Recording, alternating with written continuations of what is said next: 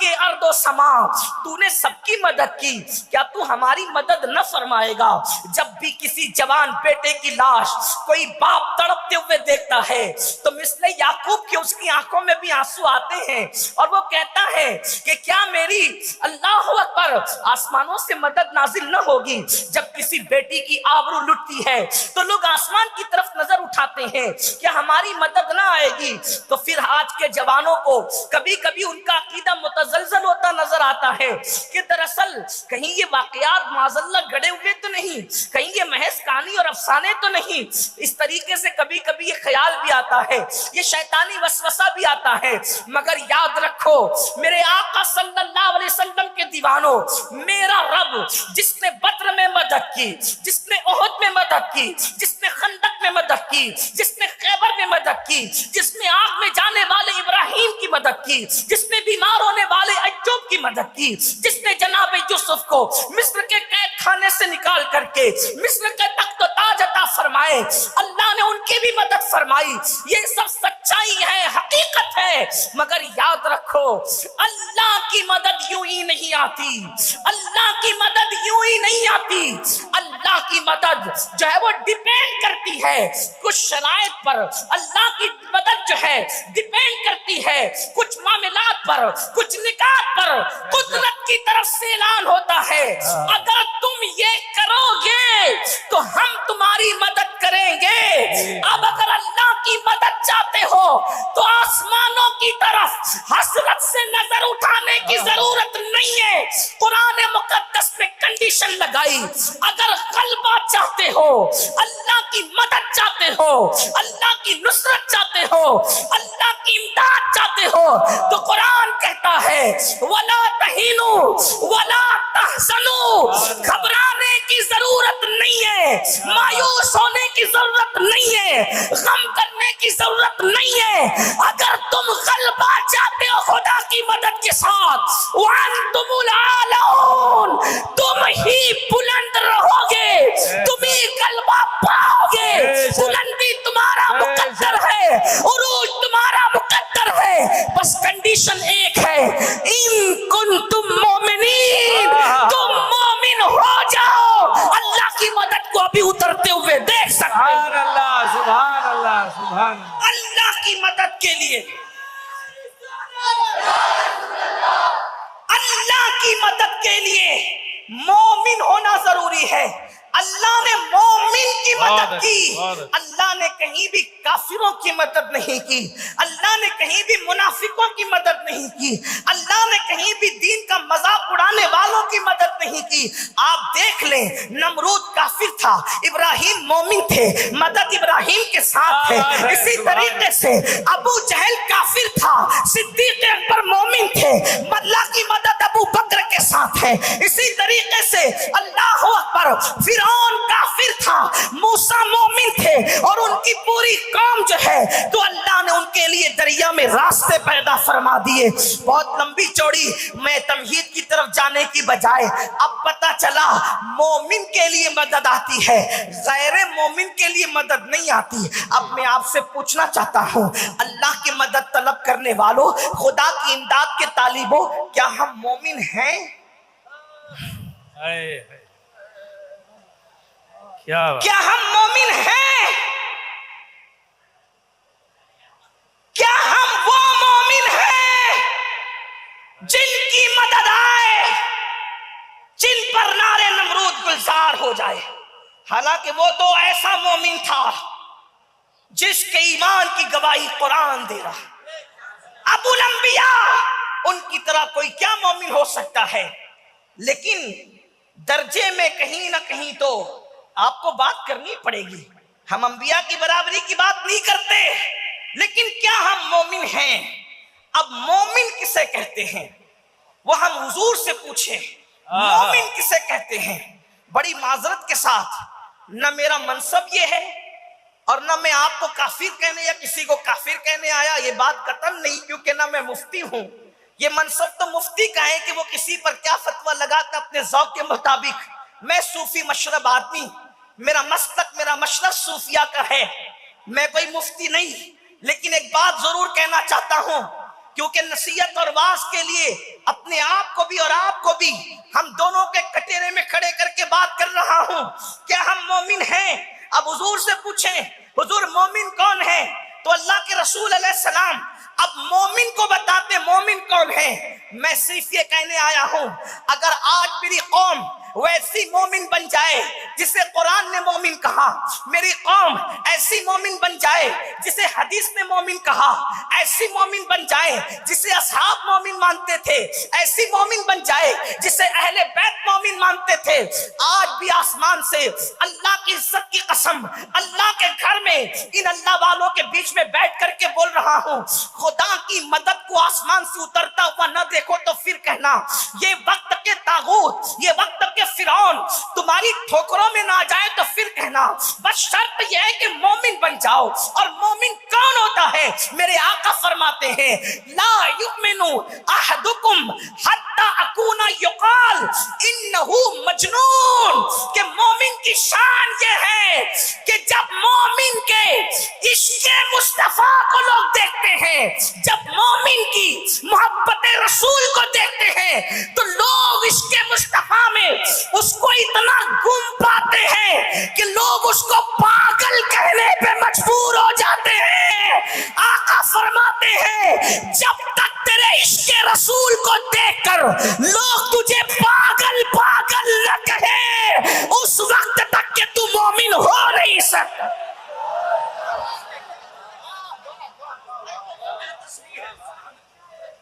پاگل نہ کہے، پاگل نہ کہے، اس وقت تک تو مومن ہو نہیں سکتا. مطلب کیا؟ اب تھوڑی توجہ کر لیں. یہ بے توجہی بھی کسی فرزانگی کی علامت ہے میرے بھائی، ورنہ بات اتنی قیمتی ہو رہی محبوب کی، جب ان کا ذکر آتا ہے تو فرشتے بھی اٹینشن ہو جاتے ہیں. اور میں ان کا ذکر کر رہا ہوں میرے محبوب کا، اور ہم لوگ توجہ کسی اور طرف کر رہے ہیں. میں کہتا ہوں جب یار کا ذکر آئے تو پھر آدمی کی توجہ ملک الموت کی طرف بھی نہیں رہتی، اگر وہ سچا عاشق رسول ہو جائے تو. آپ آنے جانے والوں کی طرف میرے بھائی توجہ کر رہے، میں کوئی غصے والا آدمی نہیں ہوں، میں صوفی مشرب آدمی ہوں. آپ چلائیں گے بھی تو میں بولوں گا، لیکن اتنا ضرور یاد رکھنا عشق مصطفیٰ کی سچی پہچان یہ ہے جو ان سے پیار کرنے لگتا ہے اور خیال یار آتا ہے تو آدمی ملک الموت کی طرف بھی توجہ نہیں کرتا. آپ کہیں گے امین القادری کیسی بات کر رہا ہے، ملک الموت کی طرف بھی توجہ نہیں کرتا. میں نے کہا بات عشق کی یہی ہے، دو عالم سے کرتی ہے بیگانہ دل کو عجب چیز ہے لذت آشنائی، شہادت مطلوب مقصود مومن، نہ مال غنیمت نہ کشور کشائی. وہ ملک الموت کی طرف توجہ کیوں نہیں کرتا؟ وہ ملک الموت کی طرف توجہ کیوں نہیں کرتا؟ اس لیے کہ یار کے جلووں سے فرصت نہیں ملتی. ملک الموت کی طرف توجہ کیوں کرے؟ اسی لیے عاشق یار کے جلووں میں گم رہتا ہے، اسے خبر بھی نہیں ہوتی اور اس کی روح نکلتی چلی جاتی. آپ اتنا سستا سمجھتے عشق رسول کو، آج میرا جوان بہت سستا سمجھتا ہے. تو میں عرض کر رہا تھا جب تک کسی کے عشق کو دیکھ کر لوگ اس کو پاگل نہ کہیں، آقا نے فرمایا وہ مومن نہیں ہو سکتا. اب پاگل کا مطلب کیا؟ دیکھو پاگل کا مطلب یہ نہیں، پاگل کا مطلب یہ نہیں کہ اس کو عقل ہی نہ ہو، بلکہ آپ سے کہنا چاہتا ہوں عاشق جتنی عقل رکھتا ہے اتنی عقل کسی کے پاس نہیں ہوتی. اسی لیے اور پاگلوں کو لوگ نادان کہتے ہیں، لیکن جو نبی کے عشق میں پاگل ہو جائے اس بہلول کو لوگ آج تک دانا کہہ کر پکارتے ہیں، آج تک اس کو دانا کہہ کے پکارتے ہیں. اور وہ ایسا دانا ہے کہ صرف دانا نہیں بلکہ دانائی جس کے گھر سے لے کر کے لوگ جاتے ہیں. اور پھر اللہ اکبر لوگ جنت کے لیے در در کی ٹھوکریں کھا رہے ہیں. جو نبی کے عشق میں پاگل ہو جائے وہ ایسا دانا ہوتا ہے کہ وقت کے بادشاہ کو پھر وہ جنت فروخت کرتا ہوا نظر آتا ہے، وہ جنت بیچتا ہوا نظر آتا ہے. تو عرض کر رہا تھا پاگل مجنون کا مطلب کیا؟ دیکھو مجنون کا مطلب یہ نہیں کہ عقل چلی جائے. پھر کہتا ہوں بلکہ مجنون کو کسی کی دھن سوار ہوتی ہے، کسی کی دھن سوار ہوتی ہے، تو دھن کی وجہ سے لوگ اس کو پاگل کہتے ہیں. آپ نہیں، اگر ایک بات آدمی بار بار بار بار بار بار بار بار بار بار ریپیٹ کرے، توجہ کرنا، بہت اہم موڑ کی طرف بات جاتی ہے. اللہ کرے آپ کے دل میں بات سما جائے، میری بھی نجات آپ کی بھی نجات. آپ کے پاس بڑے بڑے خطبات ہیں، میں کوئی خطیب نہیں، بارگاہ غوثیت کا ایک بے ہنر سخت فقیر، لیکن عشق کا پیغام لے کر آیا ہوں. دل کے کان سے سننا. مجنون کا مطلب کیا؟ بے عقل نہیں. مجنون کا مطلب دھن ایسی سوار کہ لوگ ایک ہی دھن، مجنون کو ایک ہی دھن سوار ہوتی ہے، اس لیے لوگ اس کو پاگل کہتے ہیں. مطلب کسی کو دھن سوار ہو گئی کسی لڑکی کی، وہ اس کی وجہ سے پاگل ہوتا ہے. یعنی پہلا مجنون جس کو کہا گیا، عام طور پہ تاریخ میں 7 لوگوں کو مجنون کہا گیا، 7 لوگوں کو. پہلا مجنون جس کو کہا گیا تو وہ جناب قیس تھے، قیس. اور وہ لیلا کی محبت میں بس لیلا ہی لیلا، لیلا ہی لیلا، لیلا ہی لیلا. بتا نہیں مورخ نے کہاں تک انصاف کیا. مجھے ایک واقعہ یاد آتا، تاریخ کا ہے، تاریخ کی بہت زیادہ باتوں پر اعتبار نہیں کر سکتے، لیکن بہرحال ہے بات دلچسپ، اس لیے میں نقل کر رہا ہوں، ذمہ دار اس کا نہیں ہوں. لیلا ہی لیلا، اتنا لیلا لیلا لیلا لیلا کہ لوگوں نے اس کو مجنون کہا.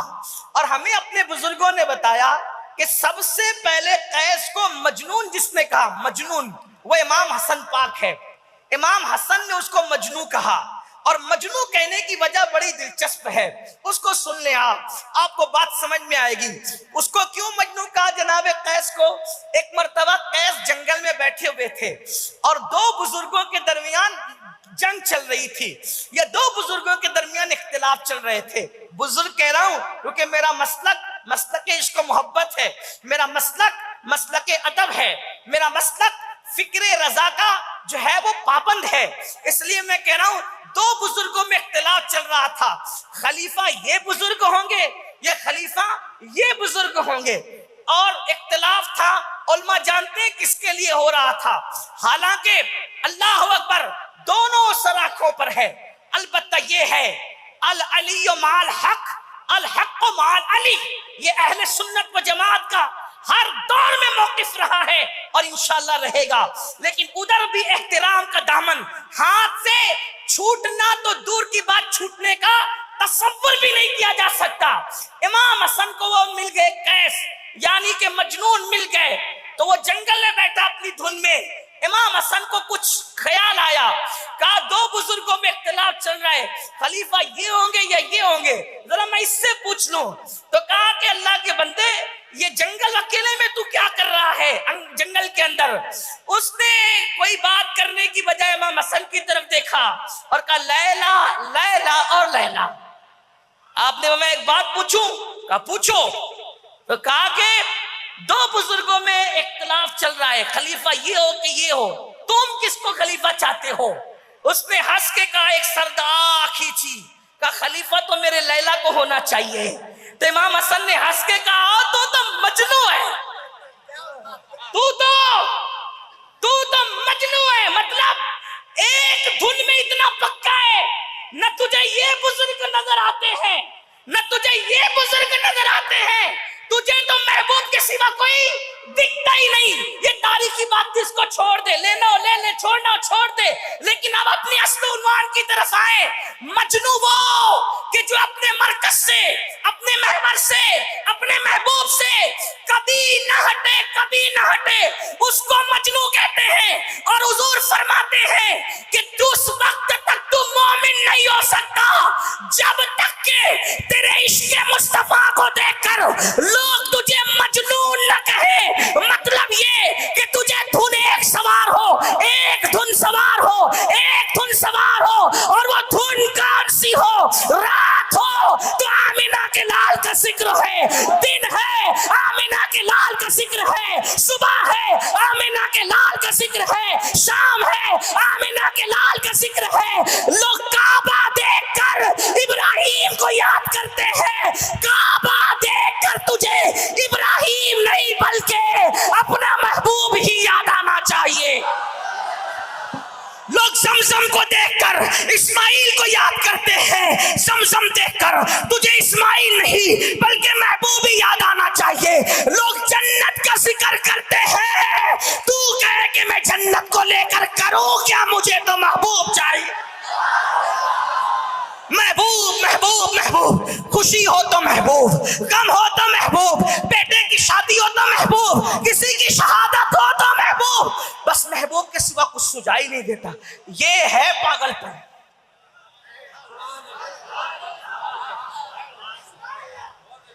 جسے لوگ عیب سمجھتے ہیں وہ دیوانگی ہے.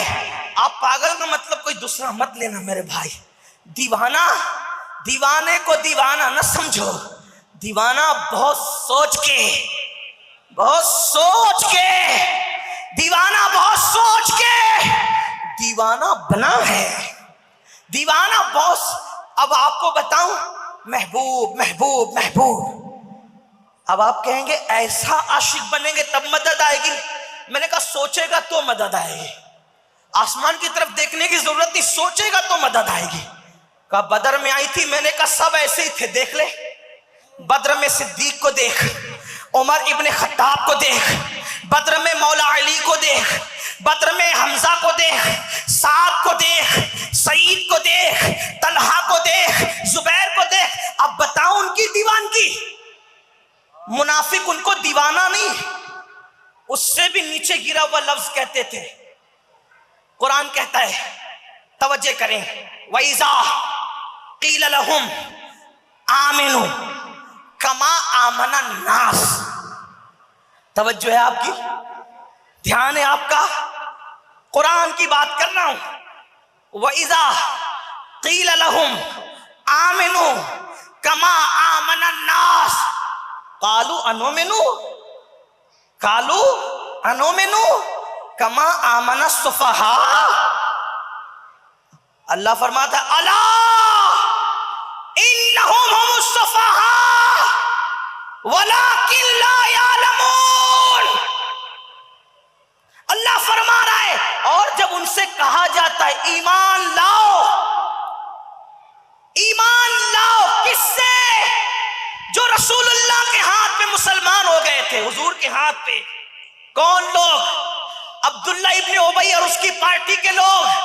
تو اللہ ان سے, کلمہ پڑھنے والوں سے, اللہ فرما رہا ہے قیل لہم آمنو, ان سے کہا جاتا ایمان لاؤ. یا اللہ وہ کلمہ پڑھ چکے تھے, اب کیسا ایمان لائے؟ تو کہا کما آمن الناس, ایسے ایمان لاؤ جیسے لوگ ایمان لائے.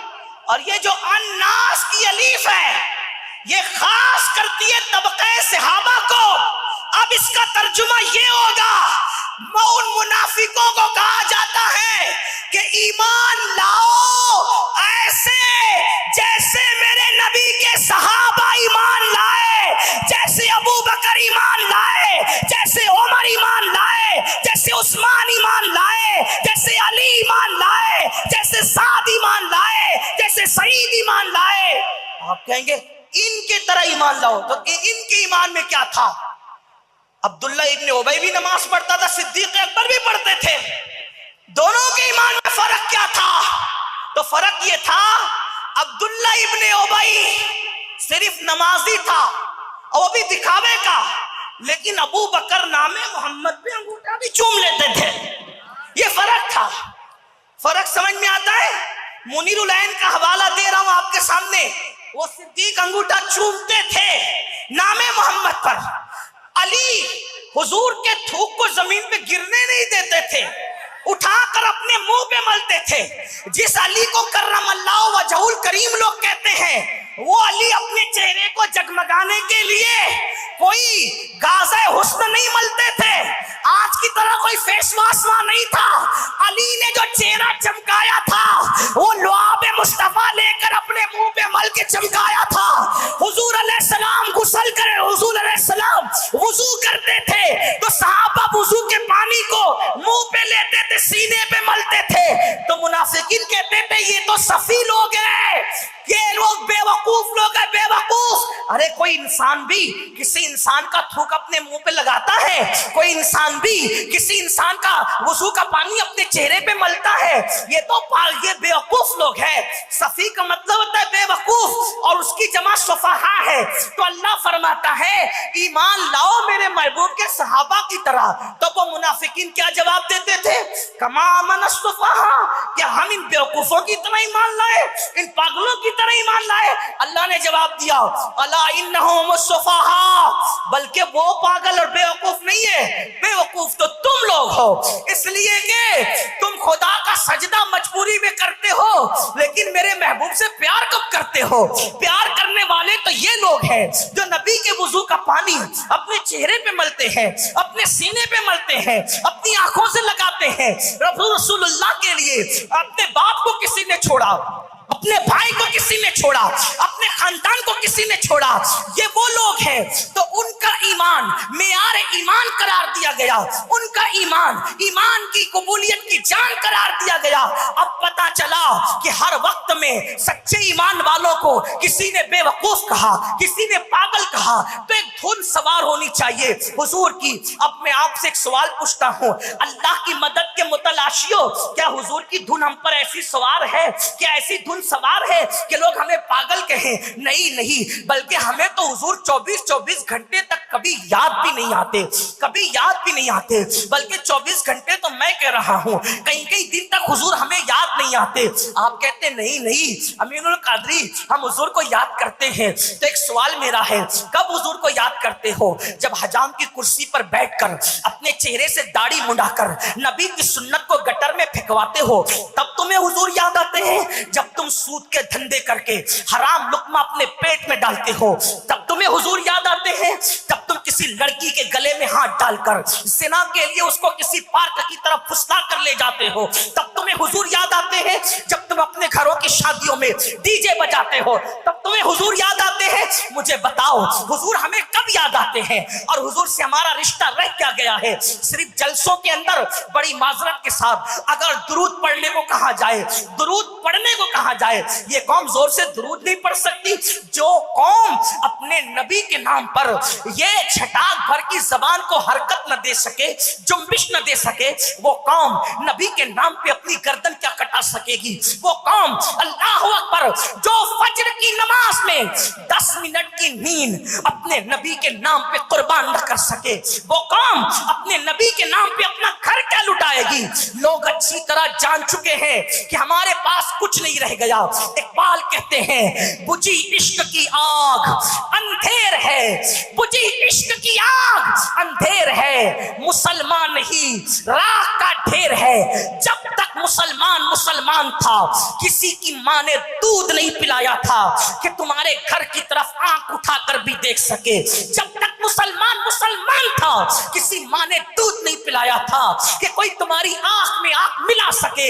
लेकिन जब से मुसलमान रस्मी और इसमी मुसलमान हो गया, जब से तुमने अल्लाह के घर को वीरान किया, अब तुम्हारे घरों को बिल्डोजर वीरान कर रहे हैं। मैं उनके साथ नहीं, जो जुल्म कर रहे हैं वो जल्द अपना अंजाम देखेंगे। लेकिन आज तुम्हारे घर उजड़ रहे हैं, तुम्हारे दिल को कितनी तकलीफ है। जिस रसूलुल्लाह ने अपना घर उजाड़ के अल्लाह का घर बसाना चाहा था, सदियों से उस अल्लाह के घर को वीरान किया। इशा में कितने पहुंचते हो, फजर में कितने पहुंचते हो, जोहर में कितने पहुंचते हो? जो काम खुदा के घर को सदियों से वीरान कर दे और जुमा की 2 रकात के अलावा जो कौम मस्जिद में हाजिर न हो, बताओ वो कौम इज्जत की सांस कैसे ले सकती है? वो कौम वकार की सांस कैसे ले सकती है? बड़ी माजरत के साथ आज आवाजें उठ रही है कि जेल भरो, तहरीक शुरू करो, हालात बदलेंगे। मैं किसी को कुछ नहीं कहता क्योंकि मैं कोई सियासी आदमी नहीं, लेकिन एक बात जरूर कहूंगा, आज जेल भरो तहरीक से पहले जरूरत है कि मस्जिद भरो तहरीक शुरू की जाए। इसलिए कि अगर आज मस्जिद भरो तहरीक शुरू हो गई और लोग वाकई इसके मुस्तफा में डूबकर सजदा करने लगे, वल्लाह हमें जेल भरने की जरूरत नहीं है, इनकलाब मस्जिद भरने से आएगा। अगर आप इसको ख्याल समझते तो ये सच्चाई है। मैं कोई बुज़दिली की बात नहीं कर रहा हूं, इसलिए कि जिनकी रगों में अली का खून हो वो कौम का کبھی بزدل نہیں ہو سکتی. ارے نام علی لینے والے بزدل نہیں ہوتے تو خون علی رکھنے والے بزدل کیسے ہو سکتے ہیں؟ کبھی زنجیر ہلتی ہے، کبھی در کانپ جاتا ہے. علی کا نام سن کر اب بھی خیبر کانپ جاتا ہے. لیکن سچائی سچائی ہے، حقیقت حقیقت ہے. جو قوم میل قربان نہیں کر سکتی وہ قوم جان قربان کرے گی. اور اگر آپ کہتے ہو نا کہ مولانا ہم تو عاشق رسول ہیں، سلام کرتا ہوں آپ کو. آپ کی جوتیاں میرے سر پر، آپ کے تلووں کی خاک میرا آنکھوں کا سرما اگر آپ عاشق رسول ہے. لیکن ایک سوال کرتا ہوں، عاشق ایسے ہوتے ہیں جو جس سے عشق کرتا ہے اس کا پورا خاندان جانتا ہے؟ جو قوم عشق رسول کا دعویٰ کرے اور اسے رسول اللہ کی 11 بیویوں کے نام بھی یاد نہ ہو. فلم کے خان صاحب کے بارے میں تو تمہیں سب پتا ہے، مسلمان سے شادی کی کہ غیر مسلم سے کی، اس کا باپ کون تھا، اس کا سسر کون تھا، اس کا داماد کون تھا، سارے خان صاحبوں کے بارے میں پتا ہے. جس رسول سے عشق کرتے ہو ان کی بیویاں کتنی تھی اور نام کیا تھے ذرا بتاؤ. میں ہاتھ نہیں اٹھاؤں گا، ذلیل کرنے نہیں بلایا، کیونکہ تم لوگ ہماری عزت ہو، ہم آپ کو ذلیل نہیں کر سکتے. میرے نبی کی امت ہو، اس سے بڑھ کر آپ کا مرتبہ کیا ہے؟ یہ آپ نیچے بیٹھے ہیں، آپ کی عاجزی ہے. آپ نے ہمیں ذکر رسول کے لیے اوپر بٹھایا، یہ آپ کی کرم فرمائی ہے، ورنہ ہم آپ کے قدموں میں بیٹھنے کے قابل نہیں. لیکن ایک بات ضرور پوچھتا ہوں، ایمان لگتی پوچھتا ہوں، اپنے آپ میں ڈوب کر سوچو، رسول اللہ سے ایسا عشق کہ حضور کی بیویاں کتنی وہ بھی نہیں پتا، ان کے نام کیا کیا وہ بھی نہیں پتا. عشرہ مبشرہ جن 10 صحابہ کو حضور نے جنت کی بشارت دی ان کے نام معلوم ہے؟ رسول اللہ کے والدین کے نام پتا ہے؟ دادا دادی کے نام پتا ہے؟ ارے جس سے عشق ہوتا ہے اس کی گلی کے ذرات کے بارے میں بھی خبر ہوتی ہے. جس سے عشق ہوتا ہے اس کے پورے خاندان کے بارے میں خبر ہوتی ہے. ارے جس سے عشق ہوتا ہے اس کے سوا کوئی نظر ہی نہیں آتا. ہم کیسے ہیں؟ موبائل کے اسکرین پر ہیرو کی تصویر ہے، عشق مصطفیٰ کا دعویٰ ہے. مجھے عظمت رسول عنوان دیا گیا. میں اپنی گفتگو 2 باتوں میں اب ختم کرتا ہوں اگر وقت میں گنجائش رہی. نمبر 1، حضور علیہ الصلوۃ والتسلیم سے اگر عشق کی بات کہی جاتی ہے کچھ جوانوں کے دل میں خیال آتا ہے یہ کیا عشق عشق عشق عشق کی بات یہ سنی علماء کرتے ہیں، حضور سے عشق کرو، حضور سے عشق کرو، حضور سے عشق کرے. میں نے کہا میرے عزیز، تجھے اور مجھے ہی نہیں عشق کی ضرورت ہے، عشق رسول کی ضرورت تو اللہ نے انبیاء پر بھی ڈالی ہے. اور اللہ نے ان سے کہا، کن سے؟ جن سے باتیں کی ان سے کہا کہ میرے محبوب سے عشق کرنا. اللہ نے ان سے کہا اٹھاؤ کتابیں، اٹھاؤ پڑھو کتابیں اٹھا کر. ایک دن اللہ نے فرمایا موسیٰ موسیٰ موسیٰ میرے کلیم، کیا تم چاہتے ہو کہ تمہاری آنکھوں سے تمہاری بصارت جتنی قریب ہے اس سے زیادہ میں تمہارے قریب ہو جاؤں یا تمہیں اپنا قریب کر لوں؟ موسیٰ کیا تم چاہتے ہو کہ تمہاری زبان سے تمہارا کلام جتنا قریب ہے اس سے زیادہ میں تمہیں اپنا قریبی کر لوں؟ موسیٰ کیا تم چاہتے ہو کہ تمہارے جسم سے تمہاری جان جتنی قریب ہے اس سے زیادہ میں تمہیں قریب کر لوں؟ موسیٰ علیہ السلام نے کہا مولا کون نہیں چاہتا، میں تو بالکل یہی چاہتا ہوں کہ تم مجھے اپنا کر لے. جواب آتا ہے موسیٰ پھر اس سے پیار کر جس سے میں پیار کرتا ہوں. ہے دھیان آپ کا؟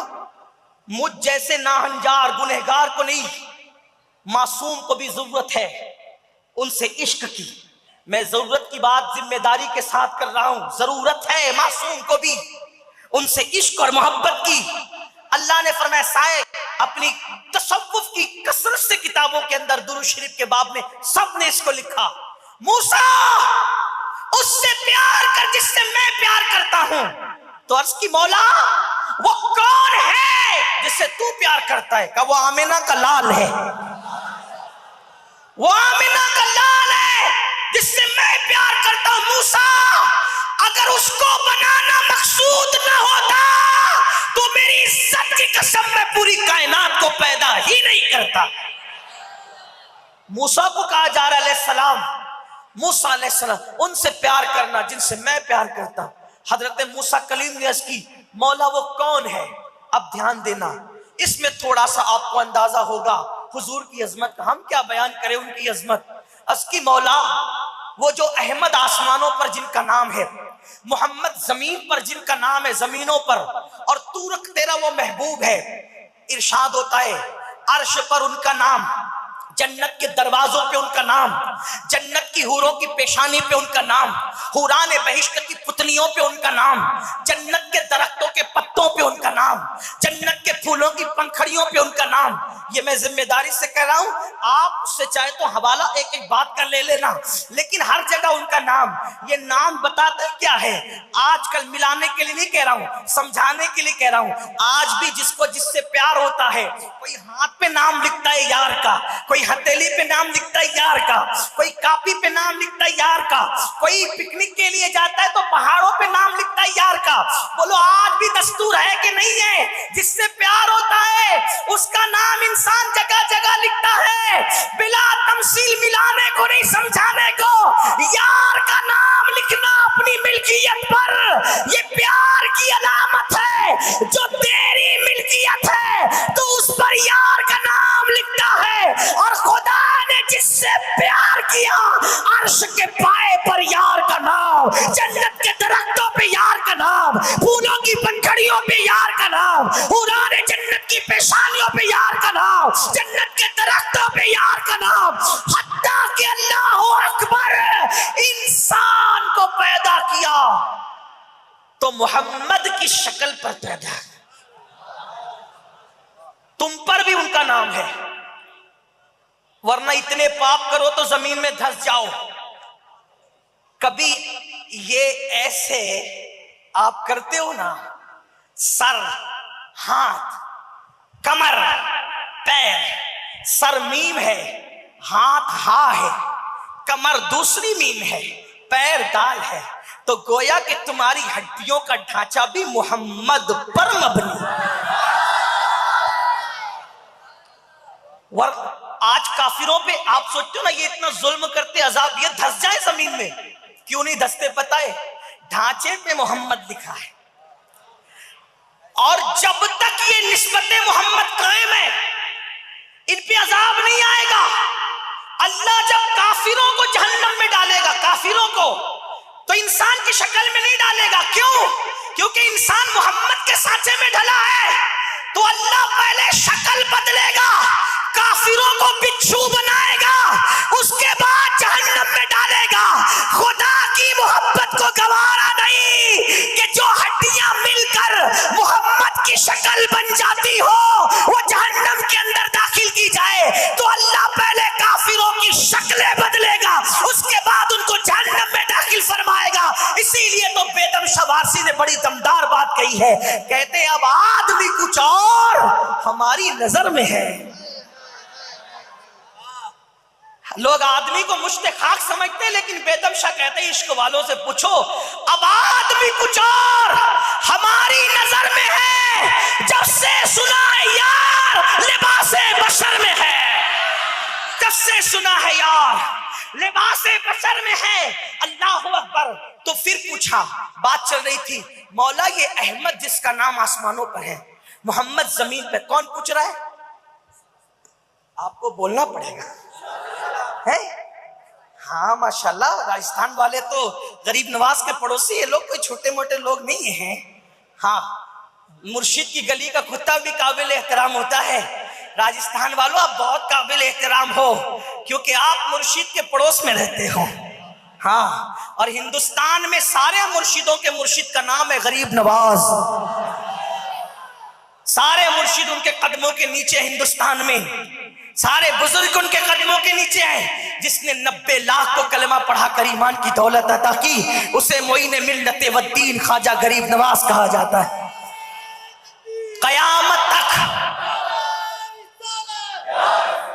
قیامت تک سارے بزرگوں کی، ولیوں کی، اقطاب کی، ابدال کی، علماء کی، مجددین کی خدمات ایک پلڑے میں رکھی جائے، اور ایک پلڑے میں غریب نواز کی خدمات رکھی جائے۔ سب کی مل کر غریب نواز کی خدمت کا مقابلہ نہیں ہو سکتا، اس لیے کہ پودا لگانے والے کو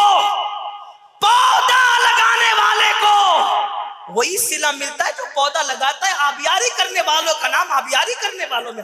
آج ہم لوگ جو کچھ کر رہے ہیں غریب نواز کے لگائے ہوئے پودوں کی آبیاری کر رہے ہیں۔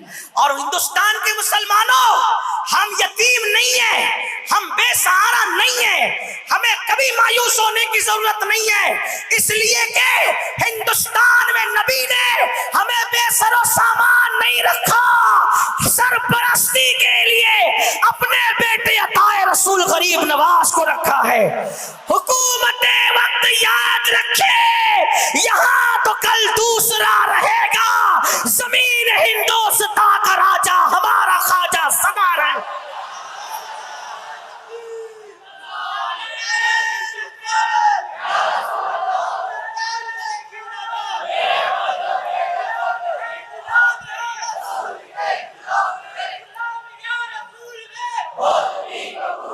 عرض یہ کر رہا تھا کہ موسیٰ کلیم نے پوچھا مولا یہ محمد کون ہے روحی فدا صلی اللہ علیہ وآلہ وسلم، کون ہے یہ؟ اور پھر پوچھا ان میں اور مجھ میں کیا فرق ہے، ان میں اور مجھ میں کیا فرق ہے؟ 14ویں صدی میں آنے والا مولوی کہتا ہے کرسی پہ بیٹھ کر نبی ہماری طرح، ہم پوچھتے ہیں کیسے تیری طرح؟ وہ کہتے ہیں ناک ہماری ان کی بھی ہے، آنکھ ہماری ان کی بھی ہے، ہونٹ ہمارے ان کے بھی ہے۔ ہم کہتے ہیں میرے عزیز ہوش کے ناخون لے، نبی ہماری طرح کیسے؟ اپنا باپ بھی ظاہر میں اپنی طرح نہیں ہے، باپ بھی اپنی طرح نہیں۔ کہا وہ کیوں؟ میں نے کہا اس لیے کہ باپ کو دیکھو تو مقبول حج کا ثواب ملتا ہے، اور اپنے آپ کو دیکھو تو کچھ نہیں ملتا۔ تو جب باپ اپنی طرح نہیں ہو سکتے تو رسول پاک اپنی طرح کیسے ہو سکتے ہیں؟ حضرت موسیٰ پوچھ رہے ہیں، آپ ناراض نہیں ہونا کہ یار یہ سنی علماء دوسروں کی بات کرتے، ہم دوسروں کی نہیں کرتے۔ یاد رکھنا ہمارے امام نے ہمیں درس دیا ہے کہ اگر کوئی یار کی طرف انگلی اٹھائے تو اس کی انگلی کو پھیرنا یہ عشق کا تقاضا ہے۔ ہاں اسی لیے میرے امام کہتے ہیں، لوگ کہتے ہیں ہمارے بھائی کی طرح ہے، اور میرے امام کیا کہتے ہیں پتہ ہے؟ سچے لوگوں کی پہچان کیا ہے پتہ ہے؟ وہ کہتے ہیں ہمیں تو الفاظ ہی نہیں ملتے کہ ان کو کہیں تو کیا کہیں۔